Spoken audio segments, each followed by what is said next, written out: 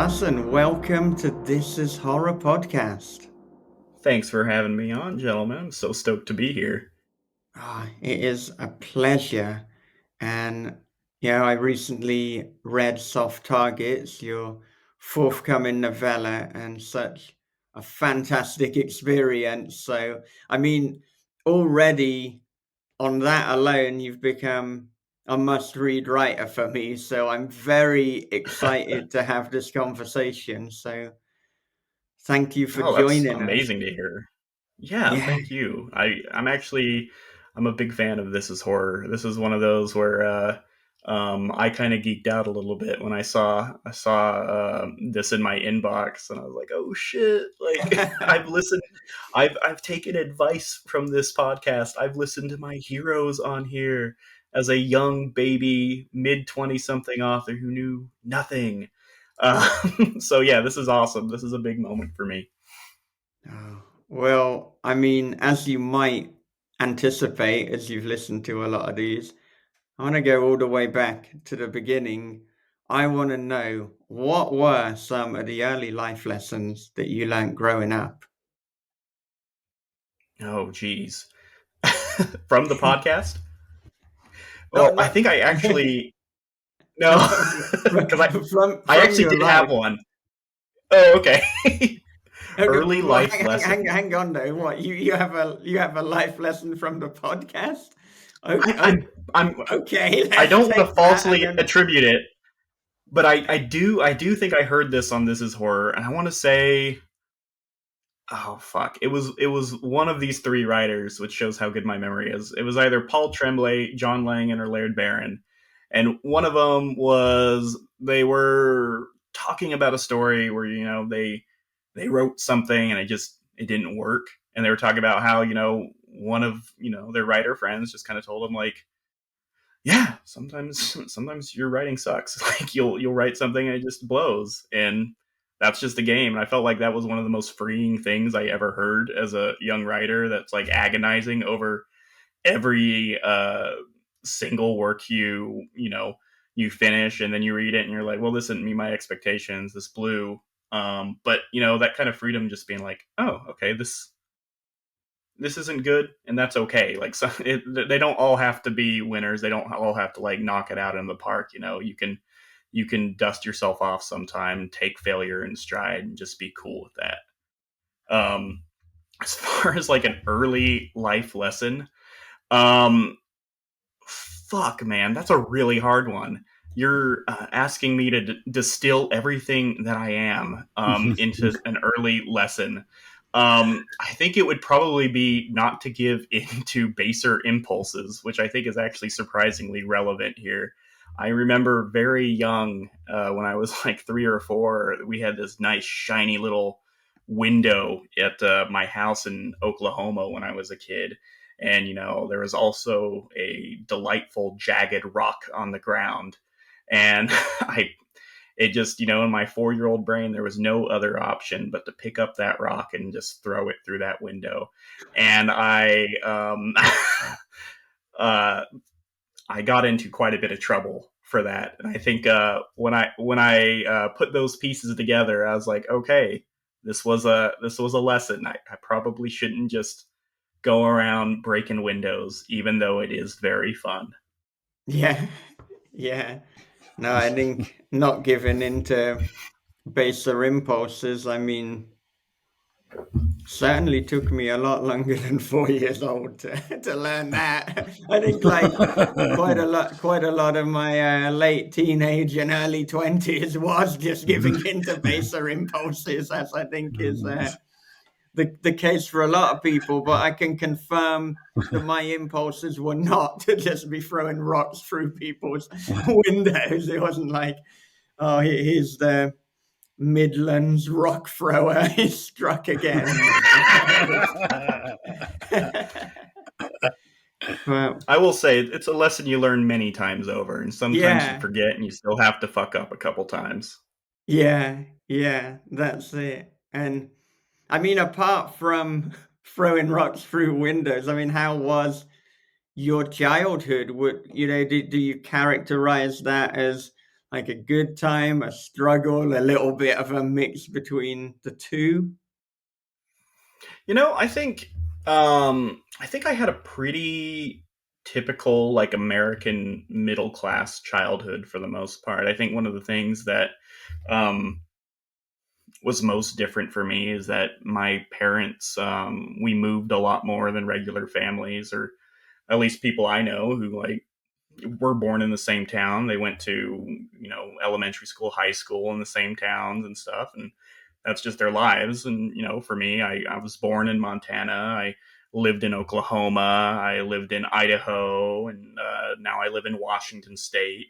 I feel like growing up, I felt maybe a little disconnected sometimes from other people just because I felt sometimes like I was like catching up to well established friend groups and stuff like that. And um, yeah, I think it kind of forced me to maybe lean a lot on my sense of humor and stuff Mm. in, conversations with people, trying to entertain, to like kind of ingratiate myself to them quickly, and leverage that, leverage some social ability in absence of like time shared.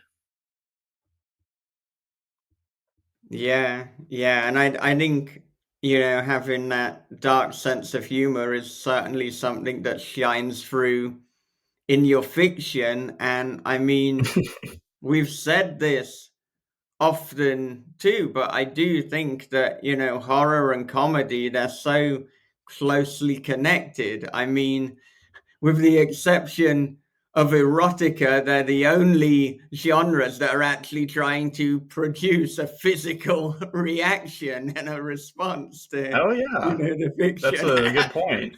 I love that And Bob's eyes in oftentimes, the camera as I said that. Like, oh boy, we're going there. Not even 10 minutes in. and I've there's been also saying kind of we like need the, more horror. Yeah, oh yeah, yeah. there we go. Okay, I know where your mind's at. And there's also that element of like comedy and horror where both of them can kind of like hinge on like a setup and delivery. I think Yeah. where I feel like the structure can be similar and shared between the two too. Mm, yeah. Yeah. And I mean, I definitely want to get into soft target soon, and it's so tempting now we've gone into horror and comedy that I can see the segue, but I do, before we go there, want to talk about your earlier journey as both a writer and a reader. So, I mean, I'm Okay. wondering, what were your first experiences with stories, as a reader? What were the first stories you were reading, and how were you experiencing those? Okay. Yeah. So it's actually kind of funny. Everyone in my family tells me that I struggled as a reader when I was young, and I wasn't really into it or anything. And apparently, I was put into kind of like a special class to help people lagging behind, and then I became a very good reader, a very voracious reader. I Some of my early memories of fiction, I've always been into horror since I was very, very young, since the rock throwing days. I've I remember reading Dracula in sixth grade, and I also remember Frankenstein and not understanding a fucking word of it at around the same time. It was a little bit above my head, for like an 11-year-old dealing with the philosophical grapples of a man-made Mm, monster. It wasn't nearly as exciting as it's alive, it's alive. But I was reading a lot of classics at the time, like aforementioned Frankenstein, Dracula. I was making my way through like a lot of Poe. Um, I loved 1984 by George Orwell. I had like a phase where I was really into like dystopian fiction. And I was also devouring like paperbacks like Michael Crichton and John Grisham, um, stuff that kind of had like a little bit of a thriller vibe, I guess. But I didn't really get into like proper, proper like modern horror fiction. I feel like until like my early 20s when I got tired of seeing Clive Barker's Books of Blood stare back at me from the shelf, and I'd walk past it all the time, and I was like, I liked Hellraiser. I knew who Clive Barker was because I was always a very big film fan, and I never really thought of like short stories as the primary way to engage with horror fiction yet. Despite reading Poe and stuff like that, and I picked it up, and it felt like it scrambled my brain. I like immediately expanded the horizons of what I thought horror fiction could be, because as pretentious of a young man as I was, I didn't really know like what literature could do or could be. And when I was reading those stories, it's just like, wow, this just changed everything for me. It was really magical. And then, a couple years later, when I started getting really serious about like, okay, I need to stop talking shit about doing stuff. I need to do it. I am now an old man at 24. I need to make big decisions about my life. I wanted to be a filmmaker, but I kept just talking shit about it in the back room of a Jack in the Box, um, and wasn't doing anything. So I was like, okay, I want to make art. I realized I didn't really care about film that much. I wanted to be a storyteller. I always loved books. I loved writing. So I was like, okay, this is something I can do now. I don't have to make excuses about like not having a fucking microphone or not having a proper light bulb or whatever. Because I was very focused on having equipment at that time. I just wanted to buy film equipment. But then I just started making the decision. I need to understand the landscape of horror fiction so I can properly engage with it and, finally be an artist myself, make the art that I'm stoked about. And, from there, the rest is history. I got into Ligotti, weird fiction, a lot of the major weird masters, and to this day I'm still I'm still figuring out what I like, but I've really I've narrowed the funnel a little bit, and I definitely find myself working more in the weird fiction arena. Yeah, so it sounds like then 24 years old was kind of that turning point for you, but then Yeah. I mean my understanding is that you'd been creating art in other ways before that point. I mean, were you in punk rock bands? Is that right? No, I wasn't in punk rock bands. I mean, I play guitar, I write songs and Mm, stuff. If anyone wants an example of that, I wrote and sang the little ditty that opens the Dead Languages podcast, which I co-host. mm, Um, and I wrote about punk rock from mm, probably my early 20s to my late 20s. I found a lot to love in the punk scene kind of early yeah. on. The DIY nature, and I think that was actually one of the biggest influences for me on anything, just in like my worldview, because it kind of convinced me it's like you don't have to be special to do something. You just have to do it, Mm, just commit to doing something. And I kind of took um, that passion, that willingness to suck, and just threw myself at writing with it. But in that time, yeah, I was writing tons of reviews for like small punk bands and stuff, writing show reviews and stuff for a punk zine called dyingscene.com. I covered a couple festivals and stuff, just all volunteer fun stuff. But I always admired the punk scene and liked being involved with it. yeah, yeah. Is it pretty much exclusively punk music that you listen to, or are you fans of other genres? I think as I've gotten older, my interests have expanded a little bit, but I think for me, punk always feels kind of cozy. It feels like home for Yeah. me. And most things I like, even if they they jump away from the formula of angry person in four chords, that they're still kind of adjacent to that scene or that sense of ethics and DIY mentality. Yeah, yeah.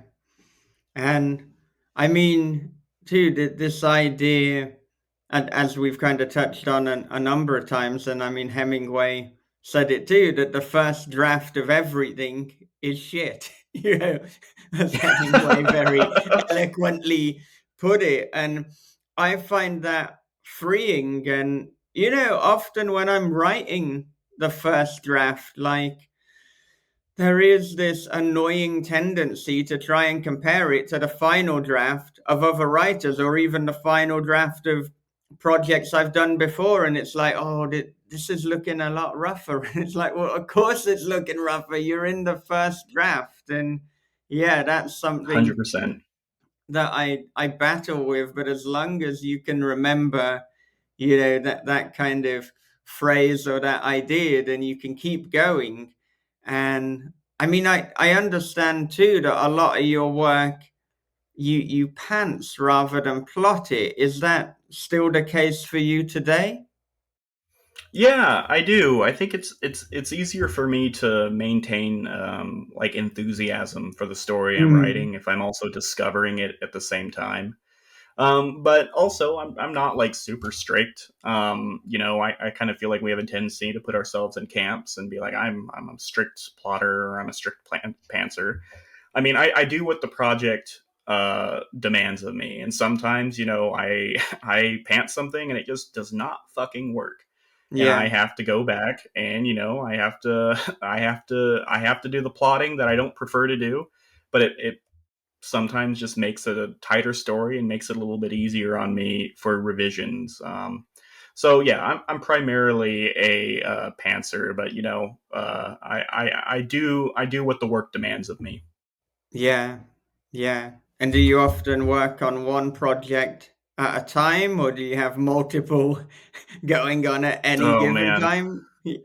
Yeah. nah, I well, kind of. Usually I won't do more than like one rough draft at a time. I'm usually locked in, but I might revise something like at the same time as I'm writing it, but I don't typically I'm not going to be like going full bore on like a novel and a short story and another short story at the same time. I usually like to get one thing done from point A to point B in some version of completion before I move on to the next thing. And then I usually let it rest and edit. Yeah, yeah. And I mean, in terms of, as we said, 24 years old was the kind of catalyst for, right, we are doing this. What was the Yeah. point where you kind of felt like, oh, I am genuinely doing this, or like a kind of moment of success, whether it was a publication or an acceptance or just a story that you wrote and you felt like, no, this is the Carson Winter's voice. This is what, I've been looking for. Yeah, there was a couple moments. There one of the ones that comes to mind was my first um big publication. It was with Grimscribe Vastarian, where they Mm, John accepted my story, Win Big, and that was huge for me because I was just totally geeking out. Like I had read Paget's collection not too long before then, and I was still at the point where I was imagining these authors as like rock stars to me. yeah, So I was like, oh my god, John Paget just fucking emailed me. I am like so close to greatness right now. And I was telling everyone like it was huge to me to be part of Astarian because I was like a newly minted Legati nerd too. So I mm, just felt honored to be like even like tangentially connected to that legacy. But the other big thing was I don't know if this came before or after. It might have come a little bit before. Was I had this story called Zero Boundaries Podcast episode 182, and I was doing this challenge for myself at the time, and it was just a challenge, a personal challenge to make me a better writer. I was trying to write and complete a short story every month for a year. And now to me that seems pretty slow. I write a lot faster now. I'll pump out like one a week if I'm really going. But back then, I was really struggling with making things feel complete and intentional, and I wanted to do it all in a month. And Zero Boundaries was one of those first stories where I just I felt like things clicked together in revision. And I submitted a couple places. Actually, I submitted it to Grimscribe, and they rejected it. It was very nice, but it didn't really quite fit what they were looking for. And then one day, just on like a total impulse, I was like, I'm going to just put this on Reddit's No Sleep. And I did. And it blew up relatively. Their story's much bigger, but I got like 1,000 upvotes. I got like 50 or so comments. People were DMing me like, "Is this real? Can you send me more information about it?" And I think that moment, like, it exploded my ego for a day or two, where I was like, "Oh wow, like, okay, so I wrote something, and people are like legitimately enthusiastically engaging with it." And I was like, okay, so I think I'm on the right track. I'm doing the right thing. I need to keep doing this because this is a good feeling, and I'm progressing. I've gotten better than I was before.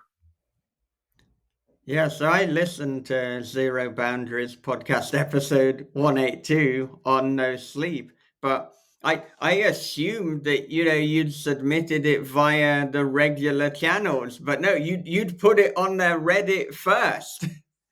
Well, I put it on the Reddit first, and then I submitted it. I think by the time I got into it, they weren't just taking stories from the subreddit anymore. They were taking Hmm. submissions. So Yeah. um, I submitted it just at some point after it was published, and I don't think they really care if it's a reprint or anything. So yeah, I was really stoked, and I was really happy with what they did with it on the podcast too, which was really cool. It's so good, the podcast production of it, and it's genuinely frightening, particularly as we get towards the end of that episode. There's something about the ambience, the sound effects, the delivery, it all just goes together. And I mean, so that the genre of which, there aren't that many, has to be found podcast, the kind of equivalent Yeah. of found footage. But I mean, I'm wondering, in terms of the sound effects and things, did you have any say in terms of that? I mean, did you say this is how I want you to do it, or? Zero. Like, I gotta say, I was as surprised as everyone else. I didn't hear anything. I signed the contract or whatever. I had no idea who was going to read it. I only found out when the payment was in my Yeah, PayPal, and they sent a quick little thing being like, "Hey, here's the episode." And I was like, "Oh well, holy shit! Okay, I better check this out." And I was just it could have been total dog shit, and I probably would have still been stoked, just because this was the first time anything had been adapted of mine. And that was the yeah, cool thing to me, is that like I was experiencing other artists' interpretations of what I had written. They were making their own artistic choices, and they were different than my own. In my head, my character on the page doesn't sound the same way Atticus performs him, but I really like the fact that he was doing his own thing. He was making choices, and it kind of added a depth and history to the character that isn't on the page. It kind of it alters it a little bit, but in a positive way, I think. yeah, yeah. And I mean, what was the inspiration for that particular story? Okay, so first I was reading a lot of Laird Barron at the time. And yeah, I was in my like Laird Barron phase. I was reading tons of Laird. I don't think I've ever left my Laird Barron phase, honestly. I love everything he's written. But the other thing, it was pretty strange, is that I was really into throwing just really fucking awesome Halloween parties for my friends. And how this started was that one Halloween, me and my wife decided that we were going to do like a Halloween murder mystery. I was going to write it. We were going to have like props around the house with like little title cards that kind of told the story through different objects and little key cards. And one of the clues was that there was a podcast recording. And some of the elements of lore kind of came from just me, playfully figuring out what this murder mystery was about. And it was hilariously convoluted, so cosmic it made zero sense. But I did a quick recording of this podcast. I put it on YouTube, and they had like follow a link, and there's like a 7 minute, very, very, very early version of Zero Boundaries on there. And then just down the road, I came back to it, and I was like, you know what? Actually, that would make a pretty good story. I want to see if I can like do it properly. And yeah, that's how it happened. And so when you originally wrote it, to submit to places like Signal Horizon and Vastarian, did you have kind of concerns that you're putting this out as a print piece rather than, an audio podcast piece? And what did you do, if you did have concerns, to mitigate those? I was actually more concerned submitting it to No Sleep because Mm, it was really written more to be read on the page because it was presented as like a transcript. yeah, And that's where the whole like notion of the editor's notes came in. yeah, yeah, yeah. So in some ways, it's kind of a weird falsified impression of a podcast. But I think, it actually did turn out really well. They found a good way to do the editor's notes in audio, which, it barely makes sense to actually hear them in the podcast, but they do it so well you don't really think about it too much. But yeah, I wrote it to be read. But yeah, it ended up working really well for the podcast. And I think that's really just that's down to the No Sleep team making good decisions in the production. Yeah, for me, the editor's notes did work in the podcast, and they kind of reminded me a little bit of Matt Wesolowski's stories, and he's had a load of those adapted into, well, not adapted into audio. I mean, they're up on Audible. There are audio books of those stories, and there will be like little interjections and fact correcting. And I think we see that a little bit in Joseph Knox's fiction as well. There's another that he's kind of done in that vein. Um, I feel that occasionally happens on podcasts like Serial, perhaps not Serial specifically, and it just kind of works, particularly if you're like, look, this is something that we found. Oh, but we now need to retrospectively correct something. So yeah, like it didn't take me out of it at all, and it almost adds to the terror and the unease, because it's like, hang on, if there's another voice now correcting, oh, that's not boding well for the presenter at all. Yeah. That is not a good situation. Yeah. It's funny you mentioned Serial because I listened to that much too late. I was like way late on the train of that, probably like 5 years after it was popular, and I was hooked on it, and I wrote a spin-off to Zero Boundaries podcast that was kind of more like a serial format as like a limited podcast series. That might still happen. It hasn't happened yet, but I think I've written most of it. I need to revisit that project and see if I can get it properly off the ground. But that might happen as a true crime version of a black pilgrimage phenomenon. Oh, my interest is immediately piqued. So yeah, you must keep us informed if that happens. Oh, I will. Definitely. And for anyone who's really into that stuff, The Guts of Myth with Split Screen, that one also ties into Zero Boundaries podcast and builds on the lore and stuff. Nice. I will check that out. Mm-hmm. But it's interesting. So you've written about a podcaster with zero boundaries, and then in the Museum of Lost Things, also Oh, on the yeah. No Sleep podcast. Yeah, you've Mm-hmm. written as a blogger, so I kind of sense that in your stories you enjoy tapping into these modern mediums, these modern ways of conveying news and information, and then kind of putting a horror spin on them. I think it is definitely a reflection of my age and that I'm terminally online, and which I probably need to quell to some degree.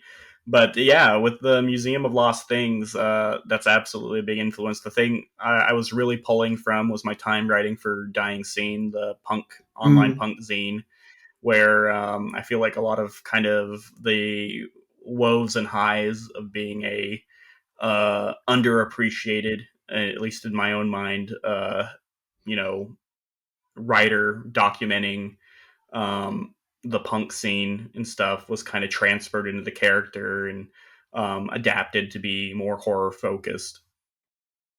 Yeah, and I mean, with the Museum of Lost Things, I almost saw it as a kind of precursor to soft targets in terms of the ideas that are being explored. And, thematically, there's certainly at least one element that you return to with soft targets. I mean, was that a conscious thing when you were writing soft targets? Did you know that you'd be drawing on some of the things from the Museum of Lost Things, or was this more just like, look, this is thematically something you're interested in, and when we analyze our writing, we realize, like, oh, we keep returning to different things. I mean, the same thing even. Yeah, it's it wasn't meant to be related really at all. I think it was really just an example of like obviously I'm very interested or preoccupied with the nature of reality. Mm, It comes up a lot, I think, in my mind, just thinking and wondering about what is real, what isn't, and sometimes fantasizing or catastrophizing about what could or couldn't be. And so I really think it's just one of those pet themes I return to. And if anything, when I was writing soft targets, I was almost like, well, maybe I'm a little bit of a fucking hack because I keep beating this dead horse. But I remembered Poe. He's like written so many stories where someone gets buried alive. So I was like, you know what? If Poe can have being buried alive in a lot of different ways, I can have my pet alternate realities or whatever. yeah, yeah, I think so. And I mean, I've got themes that I return to, and then sometimes I'll consciously write something not using those themes, but eventually I just, well, not even eventually, pretty soon, I then return to those themes because they're just of interest to me. And I think, too, if we can interest ourselves, then we can interest the reader. But if we're too consciously avoiding things that are of interest, and then it's perhaps harder to get the writing done, then I think that is going to translate to it being a more boring or futile experience for the reader. I think people can pick up on authenticity and passion, so it is important to make sure that we're, enjoying it. And if we think, oh, well, we can't return to the same theme, it's like, well, hello, let's look at music. Look at Motorhead songs. It's not as if like, wow, every Motorhead song is completely different. And yeah, they did pretty well for the 30 or 40 years that they were about. And I mean, I think, it's similar with a lot of kind of punk rock bands and thrash metal, and it doesn't detract from us enjoying them.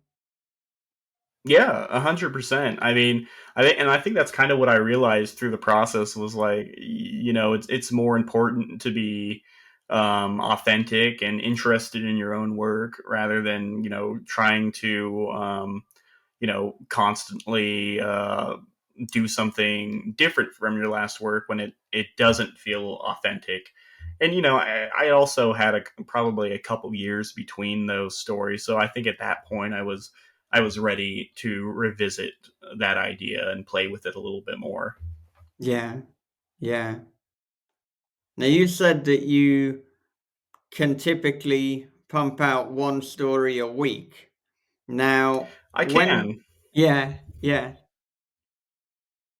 Yeah, I mean, I like to think I'm a pretty fast writer. But yeah, I mean, one of the things that I think it was Laird Barron who said it. It was like, he only writes 600 words a day, and if you write 600 words a day, if you like, look at that from a year's perspective, that's a Yeah. lot of words. Yeah. Like that's a Yeah. couple novels.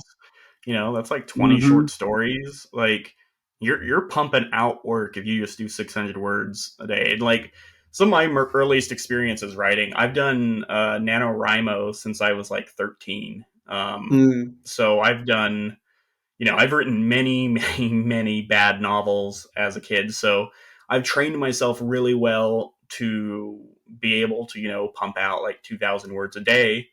But even giving myself the freedom just to not do that and do like, 1,000 or, 1,500 or, 500, you can easily get a 2,000, 4,000 word story in a handful of days, revise it in a couple days, and bam, you got a story in a week.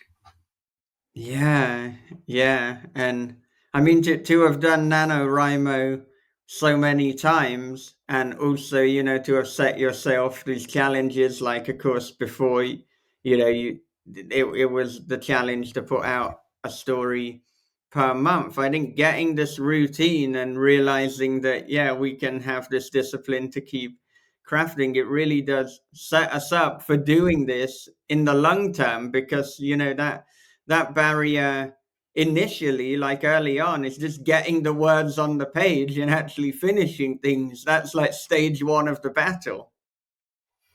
Yeah, one of the things that like really flipped my brain early on in my writing was that I heard someone say like, and maybe it was like Harlan Ellison or something. It seems like something he would say. It was like, stop thinking of yourself as an artist. Think of yourself as like a journeyman, like a blue collar worker. Punch in, do the work. Mm, And that's kind of it helped kind of burn out some of that like pretentious idealism I had in my mind, yeah. like where I was connecting more to the identity of a writer, that I was on the fucking beach scribbling a masterpiece while there's like fucking birds flying by me or whatever, and the ocean's roaring, and everyone wants to interview me, like you guys. But You, and you're wearing an ascot and all that shit. yeah, Yeah. exactly. And but once you get into the gritty of it, it's this is fucking work, like everything else, and you got to put in the work. That and once I kind of accepted that, once I like got rid of the idea of the writer as like an ego figure, and just started focusing on doing the work, figuring out how to make the work for me, um everything just got so much better. Yeah. Yeah. Just because we are interested in the kind of logistics of craft and writing routine, I'm gonna return to the, like, you put out the one story a week, but what are we talking? Do you mean, have you gone through every draft and that is now ready to submit, or do you just mean you've kind of first drafted it in the week? And when you say short story, what kind of word count are we looking at here? And then that kind of begs the question: how long is it going to take you to write a novella or a novel? Well, I will say I don't write a short story every week, so I'm not like, pumping out 52 shorts a year. I'm Yeah. not that powerful yet. One of these days. But when I do decide to write a short story, oftentimes it'll come together within 7 days. Mm. And sometimes I'll do those back to back weeks or 3 weeks in a row, and sometimes I'll do a week here, work on a novella for a couple months, and then come back to shorts or whatever. I think I despite kind of taking a lot of pride in being a disciplined writer, I'm also carry with me the idea that it's okay not to write. I feel like if we're too rigid with our discipline, we lose all hope. It becomes something we can't do. So I make failure part of the process. But yes, for the most part, these days, most of my stories I will be submitting after a week.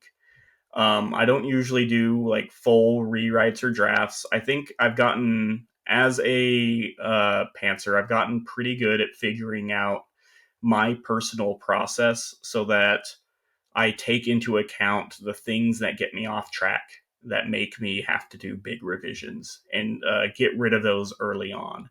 And usually for me, that's controlling the scope of a story, identifying the scope of the story earlier, and being like, okay, I'm writing a short story, so this this much plot goes into a short story. I need to make sure Mm. I don't introduce these elements. I need to know where this is going, and then I can write towards that. When I write a short story in a week, usually I'm writing between 2,000 and 5,000 words, I would say. Yeah, yeah. And I certainly think being aware of the scope is such an important lesson for writers. And like I'm so good in inverted commas at like I start a story and then I'm like, let's just have this little tangent or this like hilarious like comic scene with like a bit character that's just turned up for this. And it's like, well, I mean it's humorous, at least to me, but is it actually furthering the narrative? Is it actually driving the story forward? And that is something, we have to be so aware of. And even though, story writing, we are simulating reality, it isn't actually a carbon copy of reality. So you might have these Mm, weird little exchanges in life, but you're not replicating life. You're giving this weird bastardized cover version. And so if it's not in any way contributing to the story, the narrative, the aesthetic, then I guess this is what was meant by murdering your darlings. yes, that's absolutely right. What I think about a lot is I think it's called Poe's unity of effect, where every element of a story should be working toward the same goal. I think about that Mm, a lot when I'm writing. Is that I have a theme, I have an idea. Every decision I make on the page should be in support of that, and if it's not, it needs to go. yeah, yeah.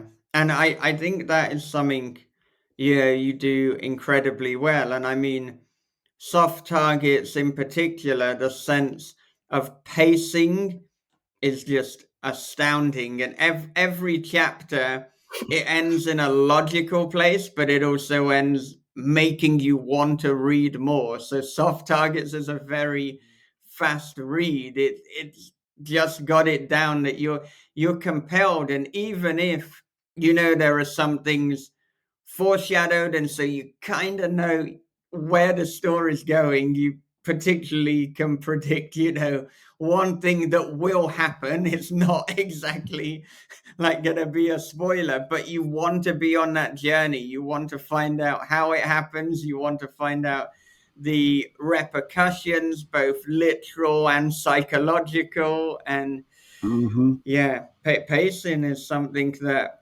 yes, absolutely nailed with this one.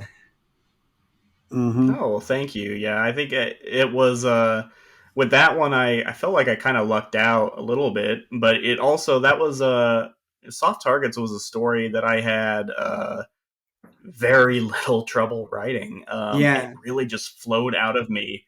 I did not do any major revisions after the first draft. I had a couple beta readers.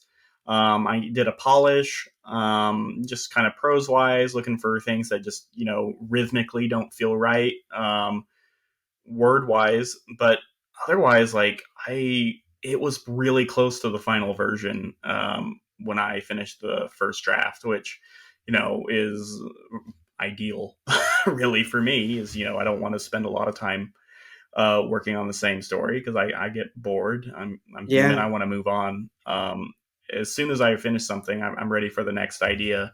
But Yeah. yeah, that story, that one just it felt like it just vomited out onto the page, and I was really lucky to have such an easy experience with it. Well, let's just dig into soft targets then. I can wait no longer. All We right. are we are going there. And I mean, for me, it's very Funny Games meets Groundhog Day with a lot of Yeah. existential angst and philosophical quandaries, and a splash of Fight Club, albeit with less Yeah. ego. So that's kind of Mhm. my impression of Soft Targets. In terms of what you were initially going for, is what I've said about the size of it? What were other kind of ingredients and things that you wanted to achieve when you initially set out writing this? I mean, I think you nailed a lot of it. A lot of what I was pulling from were kind of like those what I would call like angry white guy novels and stuff, like Fight Club and everything. Mm, Fight Club was, I would say, a major influence, but kind of in a not maybe in the way people expected. Is that I was trying to not be too much like Fight Club because I have a little bit of a mixed history with the book where I really, really, really liked it as a teenager, mm, as every teenage boy does when they read Fight Club. And then as an adult, I became more and more uncomfortable as it, became this kind of like rallying cry for kind of alt right people. And I was like, well, I don't really want to be associated with that. And I thought about it more, and I was like, well, the problem is that in the book, Tyler Durden is so fucking cool that he undermines the entire critique in the book. It's almost a little frustrating, and I don't think it's really Polinick's intention, but it is to me a little bit of a flaw in the book is that this character is so charismatic that by the end of it you kind of forget that this is a critique of like toxic masculinity. You'd much rather just be a toxic masculine. So Fight Club and kind of like movies like The Matrix, Office Space, those things that kind of went in that similar vein. One of the biggest influences, though, for me was like the work of Nicole Cushing. I just absolutely fucking love her books. She is one of my favorite authors ever. She's in my like yeah, top 5 favorite authors. um, like A Sick Gray Laugh. All of her books, her new one, Mothwoman, is genius. They're all so amazingly like dark, bleak, absurdist. They pull from Ligottian stuff, but also like Jack Ketchum stuff, which is like so far away from Ligotti. But yeah, it's so good. So I was pulling kind of from a couple different influences, but yeah, I would say like, classic middle class malaise of the late 90s type books in Nicole Cushing. And, Thomas Ligotti too. My work is not yet done. John Paget compared Soft Targets to that. And that was absolutely on my mind also. yeah. I mean, everyone that you've mentioned, I could just, endorse myself. I mean, they're all so good. I mean, Nicole Cushing is such a unique voice, actually, to a point where, yeah, if someone had never read Nicole Cushing and they're like, well, who is she like? It's like, well, she kind of isn't. It's like Nicole Cushing is like Nicole Cushing, which is Yes. a circular definition. It's not very helpful, but yeah, she must Yes. be one of the most unique and remarkable voices. And it's like, I'm sorry, but you're just gonna have to read a story by her. But I'm not really sorry because it's gonna be a good time for you, albeit yeah, you might come away shaking and just like questioning everything you've ever, thought to be true and real after.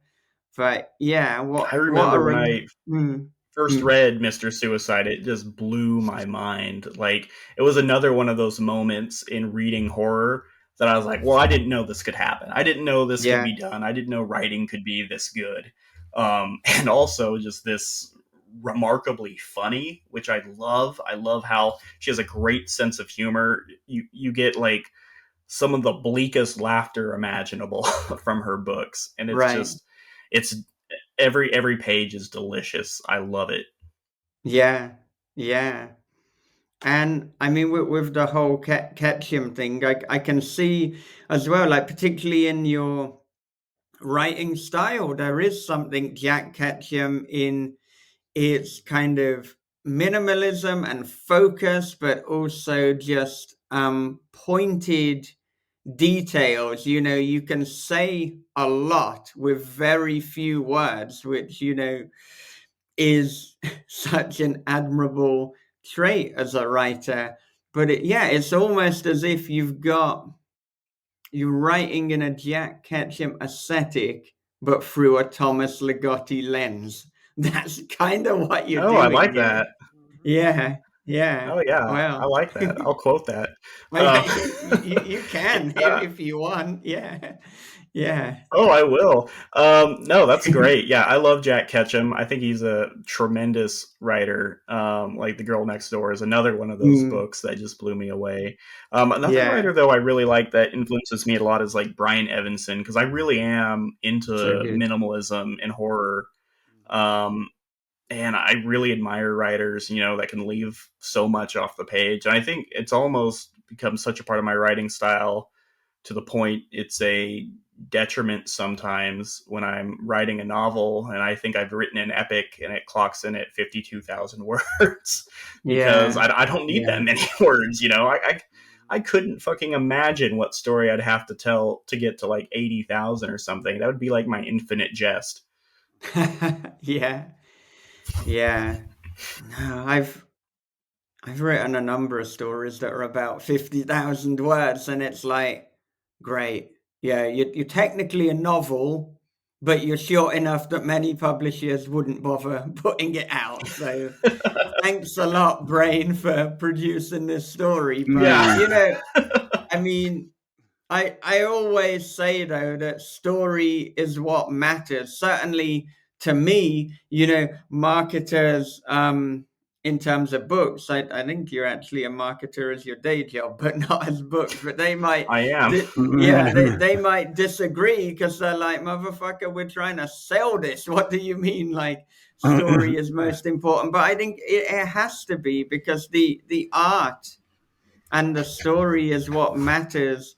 It's not about creating a commercial product. Obviously, you know, I'd like to make money and I try to make money, but it can't be the primary focus. If that's the primary focus, then I can dust off my graduate diploma in law and become a lawyer. And believe you me, it is collecting a lot of dust, and it will continue to do that. I've no desire to become a lawyer, but you know, if you're in this for making money, be a lawyer, be an accountant, go to medical school, and become a doctor. But don't. It's a fool's game if you're writing purely for the money. Yeah, absolutely. I feel like once you realize that there is really no other option but to, Yeah, treat your writing as art, like write what you want because, even even a horror novel that gets picked up by an indie or whatever, um, at the end of the year when you're doing your taxes, you might only be a couple $100 richer. right. It's this. None of this is about the money. It's about making shit that you're proud of, the kind of art you want to read. That's the exciting part to me is putting that stuff out there. That's a piece of me that I'm really excited about. That is like a literal part of me that other people can experience and get to know me by. Yeah, yeah, and also, I mean, to the point of word counts, just so we haven't depressed everyone else writing these 50,000 word novels. I mean, there are a lot of classic books that kind of are in that space of they're technically a novel, so 40,000 words, but they're under the 60,000. Now, I'm doing this off the top of my head, so I might be a little bit wrong, but I think that, you know, Rosemary's Baby is about in that space. I mean, it's certainly a very tight Yeah. novel. I'd imagine A Clockwork Orange is as well. So there are a lot of Right. these. Fahrenheit 451. Yeah, That Mhm. one's under 50, I believe. Mhm. And if yeah, they call that and a novel, I feel like I should be able to call anything above 40K a novel at that point. If we're all I'm celebrating Fahrenheit yeah. 451 as a classic novel in American literature, that's perfectly fine with me. I think I just sold. Actually, I don't know if I can say it for sure, but I do have a 40 something K novel sold that's going to be coming out in the next year or so. Um, and whether it's marketed as a novella or novel, I don't know. But to me, it's always going to be a novel, even if it is only 43K. Mhm. Yeah, I mean it is And I by think we've seen. definition, 40,000 words, novel, 39,999 novella. It's Yeah. literally that is it. I mean the issue is getting some of the publishers to sell the shorter novels, but they're absolutely novels. But I mean, I think this is how indie presses have come in that are certainly, more concerned with the art. We spoke about some of them off air, places like Ghoulish, like Cemetery Gates Media, of course, like Tenebrous Press, and like the fantastic, incomparable Grim Scribe Press. Yes, all of those guys are so great. I love the work, and there's also folks like Darklit. I've been noticing Yeah, recently. I've been real excited about. They got a novella coming out with written by Scott J. Moses. I think it's called Our Unique Affliction. Mhm. I'm particularly aware of it because I shared a split screen with Scott. So yes. I've read his novelette beside mine, and I really like his work. And that's on my radar. We're lucky to have a lot of horror publishers really interested in the small press world in shorter works right now. And I think horror really works in that length. Yeah, yeah, and of course, my list of publishers, that wasn't exhaustive. That was just like scratching the surface. We can throw Clash Books in, we can throw Tor Yeah, Nightfire there's in. so many. There are so many that if I then did make it an exhaustive list, they'd be like, well, that was a really good podcast with Carson Winter until it got to about the 55-minute mark. And then for 35 minutes, Michael David Wilson, he just wouldn't stop name dropping publishers. It got really weird. Mhm. Like Bob just stormed off after about 10 We minutes we of got to it. name as many as possible so they'll buy my books. That's the Yeah, strategy here. yeah, I'm yeah. I'm playing But the long game as a daytime marketer. Mhm. yeah, yeah. We might need to Indie reevaluate our horror changed the marketing whole strategy landscape, if though. that is how we're going about it. Mhm. Bob, go on. I was going to say that indie horror kind of changed the whole strategy of what we're seeing with the big presses too. Horror slumped. We all know that. And if you followed the genre along for the last couple of decades, we know that now we're back in a renaissance. But horror never went away. Small presses took the place of what the big publishers were doing because the big publishers were afraid to touch it. They changed it to supernatural thrillers, things like that. They were able to put out smaller products that were getting noticed by readers, and that's when the novella came back. The ebook really kind of helped that out because hey, now we don't have to print it; we can actually just put it out in an ebook. And as time's gone on, it's like, hey, you know what? There is a market. People will actually buy this thing in print because now we have the trade paperback format, and so we can put out a bigger looking book that isn't that big. And now what we're seeing is some of the big publishers, we're talking about things that were actually novellas, The Hellbound Heart, which is now listed as a novel. And I think Clive Oh, would tell that's you interesting. it's actually a novella. Um, kind of, I guess lengthwise it would be. It's structured like a novel. You don't see too many novellas that swap POVs as often as he does. But at the That's a same good point. time, you know, it's basically a novella. So we're seeing this shift, and it's all because of independent press. And now we have the big publishers that are trying to emulate that. They have their own, imprints and things like that. And it all makes sense. It's taken a long time to get there. It's not a I gotcha moment. It's like it's about damn time moment, and that's but it's happening, and we should be grateful for it. And at the same time, we can still put out, the things that we want to be controlling, or be emphasis on the story without having to worry about word count and stuff like that. Yeah, absolutely. You're right. I do feel like we're kind of in a horror renaissance right now, and Mm-hmm. it is so refreshing. I feel like horror right now is for horror readers, and horror readers do appreciate the novella format, the short story format. I think those kind of non-standard forms of fiction mean a little bit more to us than in other genres sometimes.